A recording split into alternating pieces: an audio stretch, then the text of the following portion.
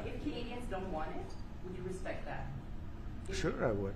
But this is not necessarily a one-day deal. This is over a period of time they have to make that decision. Yes, go ahead. Yeah, if I may.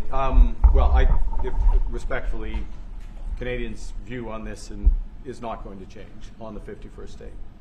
Secondly, we are the largest client of the United States in the totality of all the goods. So we are the largest client of the United States.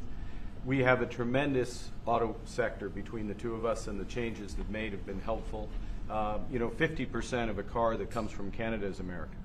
That's not like anywhere else in the world. And to your question about is there one thing? No, this is a bigger discussion. There are much bigger forces involved, and this will take some time and some discussions, and that's why we're here, to have those discussions, and that is represented by who's sitting around the table. See, the conflict is, and this is very friendly. We're not. This is not going to be like we had another little blow up with somebody else. That was a much different.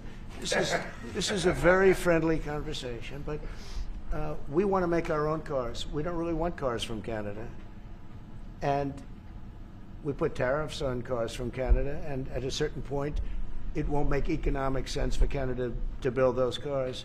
And we don't want steel from Canada because we're making our own steel, and we're having massive steel plants being built right now as we speak.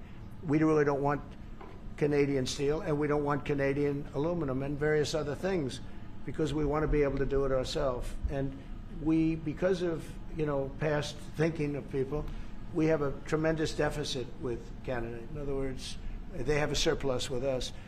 And there's no reason for us to be subsidizing Canada. Canada's a place that will have to be able to take care of itself economically.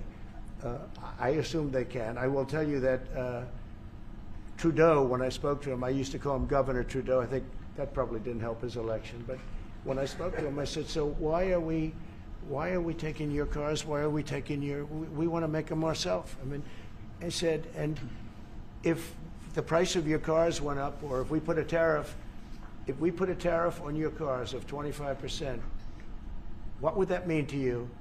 He said that would mean the end of Canada. He actually said that to me.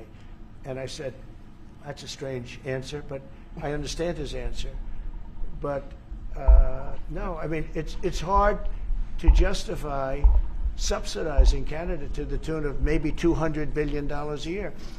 We protect Canada militarily, and we always will. We're not going to, that's not a money thing.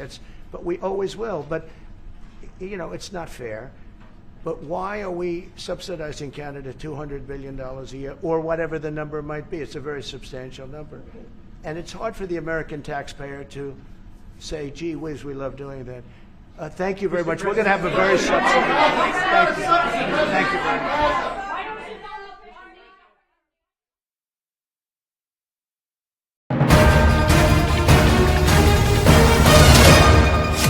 MC News, Canadian മലയാളികളുടെ വാർത്താജാലകം.